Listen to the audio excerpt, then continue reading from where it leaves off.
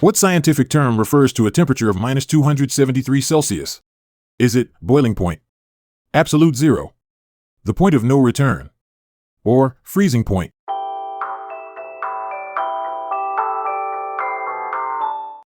The answer is absolute zero. Who invented the telephone? Is it Claude Decibel, Thomas Edison, Guglielmo Marconi, or Alexander Graham Bell?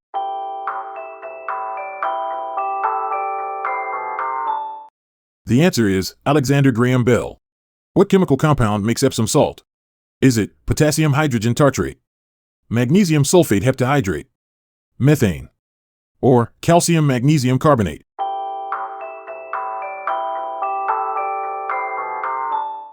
The answer is magnesium sulfate heptahydrate. Want more? Follow us in your podcast app.